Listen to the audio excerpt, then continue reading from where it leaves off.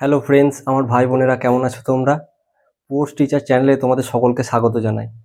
আজকে ক্লাস 10 অর্থাৎ এবছর যারা মাধ্যমিক দেবে তাদের খুব সহজ সরল একটা চ্যাপ্টার আছে যেটা নিয়ে আজকে আলোচনা করব। সেটা হচ্ছে করণী। এই করণী যদি তোমরা একটু ভালোভাবে বুঝতে পারো তাহলে মাধ্যমিকে 5 থেকে 6 নম্বর তোমরা খুব সহজেই কিন্তু তুলতে পারবে। ঠিক আছে, তো চলো দেখে নেওয়া যাক আজকে করণীর অঙ্কগুলো, বুঝে নাও।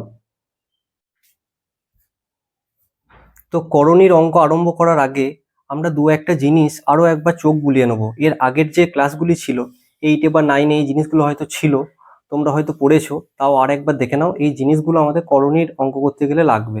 ঠিক আছে, যেমন হচ্ছে মূলদ সংখ্যা। মূলদ সংখ্যা কাকে বলে?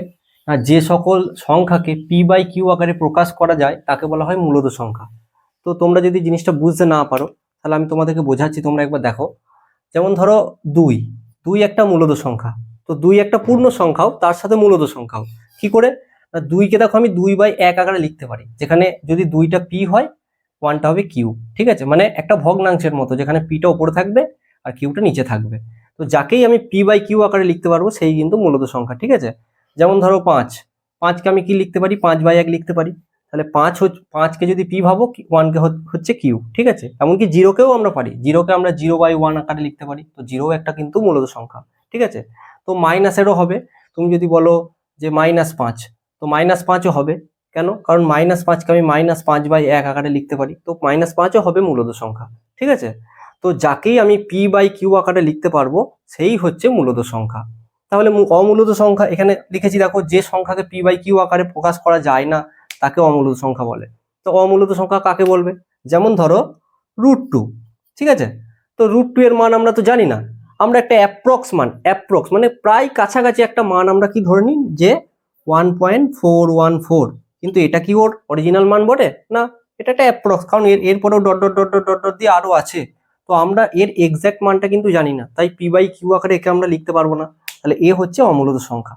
যাকেই পি বাই কিউ আকারে লেখা যাবে না সে হচ্ছে অমূলদ। যেমন ধরো √5, √5কে আমি লিখতে পারবো না। বা ধরো একটা সংখ্যা আছে যে 0.1, 2, 7, 5, 6, 4, 3 dot dot dot dot dot, এই সংখ্যাটা সম্বন্ধে আমি ধারণা করতে পারছি না, মানে একে পি বাই কিউ আকারে আমি লিখতে পারবো না। তো এই হচ্ছে অমূলদ সংখ্যা। আরো একবার বলে দিই, যাকে পি বাই কিউ আকারে লেখা যাবে, ধরো সাপোজ তোমাকে বললাম যে -7। তো -7 কিন্তু একটা অমূলদ সংখ্যা, মূলদ সংখ্যা। দেখো -7কে 7/1 আকারে কিন্তু লেখা যেতে পারে। এমনকি তুমি যদি বলো -2/3, এটাও কিন্তু একটা মূলদ সংখ্যা। কারণ কি? যেখানে পি হচ্ছে 2 বা কিউ হচ্ছে 3। ঠিক আছে, তো শুধু 2/3ও হবে। দেখো, -2/3ও হবে, শুধু 2/3 +2/3ও হবে, এর আগে কিছু নেই মানে প্লাস আছে। ঠিক আছে, আর যাকে পি বাই কিউ আকারে প্রকাশ করা যায় না তাকে অমূলদ সংখ্যা বলে। তো এই দুটো জিনিস আগে তোমরা একটু ভালোভাবে বুঝে নাও, কারণ আমাদের করণের অঙ্ক করাতে গেলে বারবারই কিন্তু মূলদ সংখ্যা এবং অমূলদ সংখ্যা নিয়ে কিন্তু অঙ্ক করতে হবে। ঠিক আছে,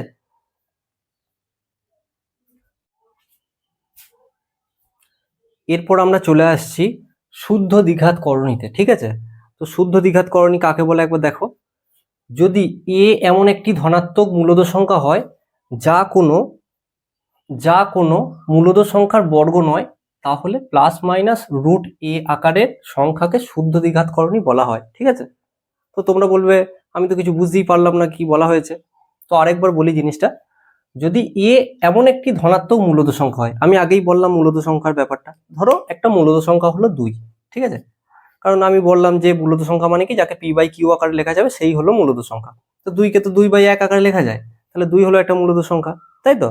তাহলে 2 যদি আমার মূলদ সংখ্যা হয়, তো যা কোনো মূলদ সংখ্যার বর্গ নয়। তো মূলদ সংখ্যার বর্গ কারা? যেমন ধরো 25। 25 কি? 25 হচ্ছে 5 × 5 = 5-এর স্কোয়ার হয়। ঠিক আছে, মানে 5-এর বর্গ হয় 25। তো 2 কি কারুর বর্গ? 2 তো কারুর বর্গ নয়। মানে একই রকম দুটো সংখ্যাকে গুণ করে তো 2কে পাওয়া যায় না, কিন্তু 25কে পাওয়া যায়। তো 2 যদি একটা কারোর দুটো মূলদ সংখ্যার বর্গ না হয়ে থাকে, তো কি হবে? তাহলে আমি যদি নিয়ে কি বলছে দেখো, যদি এ এমন একটি ধনাত্মক মূলদ সংখ্যা হয় যা কোনো মূলদ সংখ্যার বর্গ নয়, তাহলে +-√a আকারের সংখ্যাকে, তাহলে আমি যদি a সমান যদি 2 ভাবি, তাহলে কি হবে? +-√2টা হয়ে যাবে কিন্তু আমার কি না শুদ্ধ দ্বিঘাত করণী। ঠিক আছে, একই রকম যদি 5 হয়, 5ও তো তাহলে এরকম কারোর দুটো সংখ্যার গুণফল বা বর্গ নয়। ঠিক আছে, তো তাহলে প্লাস মাইনাস √5 হবে আমার শুদ্ধ দ্বিঘাত করণী। বুঝতে পারছো? মানে 2, 5, 7 এই সমস্ত এরকম টাইপের যে সংখ্যাগুলো আছে, ঠিক আছে, তারপরে ধরো 6 আছে, ঠিক আছে, তো এরকম যে সংখ্যাগুলো তাদের উপরে রুট দিয়ে দিয়ে প্লাস মাইনাস দিলে সেটাই হচ্ছে একটা করণী। ঠিক আছে, সহজ সরল ভাষায় বুঝতে গেলে এটাই। আর মিশ্র দ্বিঘাত করণী কাকে বলে না, a প্লাস মাইনাস √b আকারের সংখ্যাকে মিশ্র দ্বিঘাত করণী বলা হয়। ঠিক আছে, যেখানে a হবে মূলত সংখ্যা আর b হবে শুদ্ধ দ্বিঘাত করণী। তো এটা তোমাদেরকে একবার বোঝাই, একবার দাঁড়াও।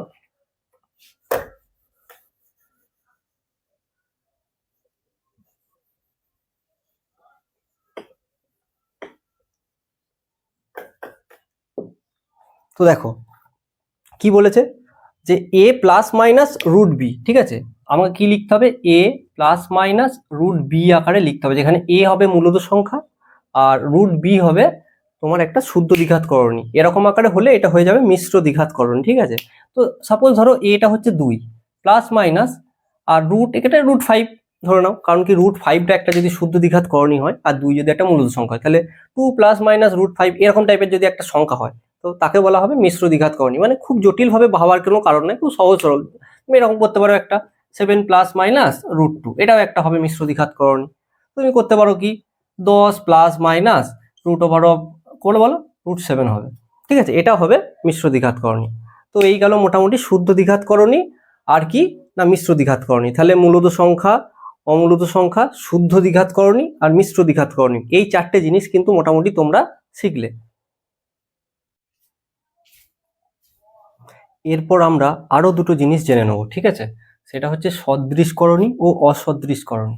তো সদৃশকরণী কাকে বলে, 2 বা ততোধিক শুদ্ধ দ্বিঘাত করণী যদি একই করণীর মূলদ গুণিতক হয় তবে ওই সকল শুদ্ধ করণীকে সদৃশকরণী বলে। ঠিক আছে, মানে 2 বা ততোধিক ধরো দ্বিঘাত করণী আছে, আমি তোমাদেরকে বোঝাই করে, ধরো √8, √8 একটা শুদ্ধ দ্বিঘাত করণী। ঠিক আছে, তো √8-এর ভিতরে দেখো কত আছে 8, তো এই 8-এরই যদি গুণিতক যদি আরেকটা করণী হয়, 8-এর গুণিতক 32 হবে। গুণিতক কাকে বলে আমরা ছোটবেলায় শিখেছি, মানে খুব সহজ সরলভাবে বুঝতে গেলে ধরো 8-এর নামতার মধ্যে যদি সেটা পড়ে, ধরো 8 একে 8, 8 দুগুণে 16, 8 তিনে 24, 8 চারে 32, তো 8-এর নামতার মধ্যে কিন্তু 32টা পড়ে। ঠিক আছে, তো √8 যেমন যদি একটা করণী হয়ে থাকে, তো 8-এর নামতার মধ্যে পড়ছে এরকম কোনো সংখ্যা যদি রুটের ভেতরে থাকে তাহলে সেটা কিন্তু 8-এর কি হবে, সদৃশকরণী হয়ে গেল। তাহলে আর একটা সদৃশকরণী ধরো কি হতে পারে, আমি যদি করি √16, তাহলে √16টাও কিন্তু 8-এর সদৃশকরণী হবে। ঠিক আছে, সিমিলারলি ধরো তুমি √5 আছে, √5-এর একটা সদৃশকরণী কি হতে পারে বলো, √20 হতে পারে। √20 হলো একটা √5-এর একটা সদৃশকরণী। ঠিক আছে, আর একটা কি হতে পারে, √10ও হতে পারে, কারণ কি 5-এর নামতার মধ্যে যারাই পড়বে তারা যদি রুটের ভিতরে ভরা থাকে তারা প্রত্যেকেই হবে কিন্তু √5-এর সদৃশকরণী। ঠিক আছে, আরেকবার বলে দিই, √8 আছে, 8-এর ভিতরে 8-এর নামতার মধ্যে যারাই পড়বে, ধরো 8 দুগুণে 16, তাহলে √16 হবে কিন্তু √8-এর সদৃশকরণী। 8 তিনে 24, তাহলে √24 হবে কিন্তু √8-এর সদৃশকরণী। ঠিক আছে, সেরকম ধরো √5 যদি একটা শুদ্ধ করণী হয়, তাহলে 5 দুগুণে 10 হচ্ছে, তাহলে √10টাও হবে কিন্তু একটা সদৃশকরণী। আর √20টাও হবে একটা সদৃশকরণী, 5 তিনে 15, √15টাও হবে একটা সদৃশকরণী। ঠিক আছে, খুব সহজ সরল একটা জিনিস, ওটাই বলেছে 2 বা ততোধিক শুদ্ধ দ্বিঘাত করণী যদি একই করণীর, মানে ধরো 2 বা ততোধিক শুদ্ধ দ্বিঘাত করণী এরকম একটা করণীকে √8, ঠিক আছে, সেটা যদি একই করণী মানে ওই √8টারই যদি মানে এই √32টা যদি √8টারই মূলদ গুণিতক হয় তবে ওই সকল শুদ্ধ করণীকে সদৃশকরণী বলবে। মানে তাহলে √32, √8, √16 এরা সবাই হবে সদৃশকরণী। এবার যদি কেউ সদৃশকরণী না হয়, ধরো ধরো √12 আছে আর √28 আছে, তো 12-র নামতার মধ্যে কি 28 পড়বে, 12কে 12, 12 দুগুণে 24, 12 তিনে 36, বেশি হয়ে যাচ্ছে, তো 28 পড়ছে না। এটা যদি √12-র কাছে যদি √24 থাকতো তাহলে √24টা হবে √12-র সদৃশকরণী, কিন্তু √28টা হবে না। ঠিক আছে, তো তোমাদের এরকম পরীক্ষায় অনেক সময় প্রশ্ন আসতে পারে যে সদৃশকরণী কাকে বলে উদাহরণ দাও, অসদৃশকরণী কাকে বলে উদাহরণ দাও। তো এই জিনিসগুলো একটু করণী কোষে দেখির অঙ্ক আরম্ভ করার আগে জেনে নিতে হবে। ঠিক আছে, তো আমরা তো মোটামুটি মূলদ সংখ্যা, অমূলদ সংখ্যা, সদৃশকরণী, অসদৃশকরণী এই জিনিসগুলো মোটামুটি জানলাম। ঠিক আছে, এরপর চলো আমরা কোষে দেখি 9.1-এর যে অঙ্কগুলো আছে, এটা তোমাদের বইয়ের 153 পাতাতে আছে। ঠিক আছে, তো 153 পাতাটা বইয়ের খুলে দেখবে এই অঙ্কগুলি আছে। চলো এই অঙ্কগুলো কিরকম ভাবে কি করতে হবে সেগুলো আমরা দেখে নিই। ঠিক আছে, তো প্রথমে দেখো 1-এর যে অঙ্ক আছে, 1-এর অঙ্কে বলেছে মূলদ সংখ্যা ও অমূলদ সংখ্যার গুণফল আকারে কিছু সংখ্যা দিয়েছে, তাদেরকে লিখতে হবে। তো 1-এর যে আয়ের অঙ্কটা আছে, একের আয়ের অঙ্কটাতে কি আছে, রুট ওভার অফ কি আছে 175, রুট ওভার অফ 175 আছে। তো এইটাকে কি করতে হবে, মূলদ সংখ্যা ও অমূলদ সংখ্যার গুণফল আকারে লিখতে হবে। আমি আগেই মূলদ সংখ্যা অমূলদ সংখ্যা কাকে বলে সেটা বলে দিয়েছি, ঠিক আছে। তো 175টাকে তার জন্য তুমি কি করবে, সাইডে একটু লসাগু বা উৎপাদক বিশ্লেষণ যেমন করে সেরকম ভাবে তুমি ভেঙে নাও, ঠিক আছে। 5 দিয়ে যাবে, ধরো পেছনে 5 আছে, 5 3 15, তাহলে 16 17 2, 2 আর 5 25, 5 5 25। এটা আবার যদি ভাঙো কি হবে, 5 7 35, ঠিক আছে। তাহলে কি হবে, এটাকে লিখতে পারো তুমি 5 গুণিত 5 গুণিত 7 আকারে, ঠিক আছে। তাহলে দুটো 5 থেকে তোমার কি বেরোবে, একটা 5 বেরোবে, √7টা পড়ে থাকবে। তো সেইখানে ভালো করে দেখো, 5টা হবে তোমার মূলদ সংখ্যা, ঠিক আছে। আর √7 এর মান তো তুমি জানো না, একে তুমি p/q আকারে বার করতে পারবে না, কিন্তু 5টাকে তুমি 5/1 আকারে লিখে রাখতে পারবে। তাহলে এখানে লিখে দেবে যে মূলদ সংখ্যা, বা আরেকটা লাইন তুমি করবে, তারপর লিখবে, কি লিখবে, 5 গুণিত √3। এই যে 5 যেটা এলো, এটাকে লিখবে 5 গুণিত √7, ঠিক আছে। এখানে 5 হচ্ছে মূলদ সংখ্যা, √7 হচ্ছে তোমার অমূলদ সংখ্যা। এখানে লিখে দেবে, একবার ভালোভাবে লিখে দেবে যে মূলদ সংখ্যা সমান 5, অমূলদ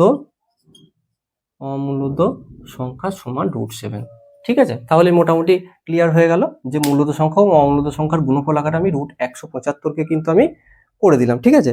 এরপর নেক্সট যে অঙ্কটা আছে সেটা দেখো।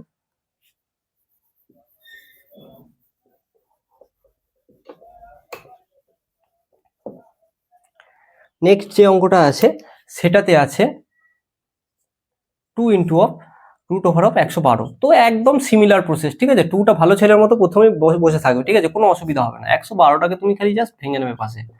এটাকে 2 দিয়ে ধরো ভাঙা যাবে, 2 5 10, 1 2 12, 2 6 12, 2 28 56, 2 14 28, 2 7 14, ঠিক আছে। তাহলে রুট দিলে, তাহলে 2 গণিত 2 গণিত 2 গণিত 2 গণিত 7 লিখলে, ঠিক আছে।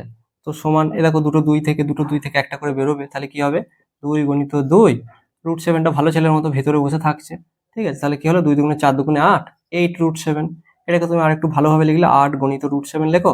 তো আমি যেরকম বললাম যে মূলদ, এখানে লিখে দাও, মূলদ সংখ্যা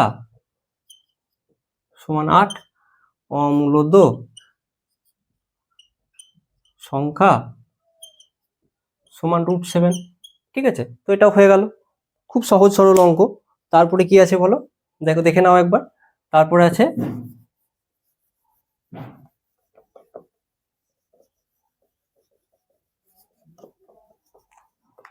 তিনের অঙ্কটা দেখো। তিনের অঙ্কটা আছে রুট ওভার অফ, তিনের অঙ্ক, তিনেরটাতে আছে রুট ওভার অফ 108। তোমরা বলো কি করবো, এটা বলো। খুব সহজ সরল জিনিস, 108টাকে আমাকে পাশে আবার ভেঙে নিতে হবে, ভেঙে নাও। 2 5 10, 2 4 8, 2 2 দুগুণে 4, 1 2 7 2 27, 3 9, 3 3 9। তো 2 গণিত 2 গণিত 3 গণিত 3 গণিত 3, এটা ভেঙে নিলাম 108টাকে।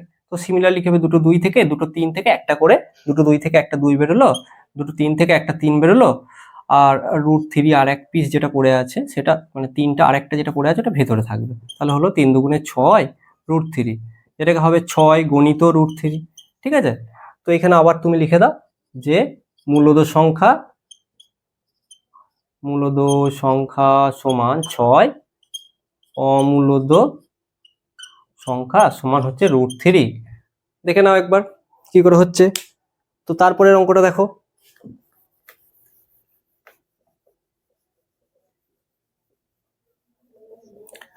তারপরে অঙ্কটা দেখো কিরকম ভাবে কি হবে। তারপরেটা আছে রুট ওভার অফ 125, ঠিক আছে। তাহলে রুট ওভার অফ যে 125 আছে, এটা কি করবো, এটাকেও সিমিলারলি একদম 125কে ভেঙে দেবে 5 দিকে, 5 দুগুণে 10, 2 5 5 25, 5 5 25, তিনটে 5 এলো, ঠিক আছে। তাহলে লেখো রুট ওভার অফ 5 গণিত 5 গণিত 5। তো কি হবে বলো, ভালো ছেলের মতো দুটো 2 থেকে একটা 2 বেরোবে, ঠিক আছে। তাহলে একটা 2, এই সরি, দুটো তিনটে 5 থেকে একটা 5 বেরোবে, ঠিক আছে। তাহলে হলো একটা 5 পড়ে থাকলো। তাহলে এটাকে কি লেখা যায়, 5 গণিত √5। তো এখানে তুমি লিখে দাও মূলদ সংখ্যা সমান 5, অমূলদ সংখ্যা সমান হচ্ছে √5, ঠিক আছে। বোঝা গেল জিনিসটা। এরপরের অঙ্কটা কি আছে বলো।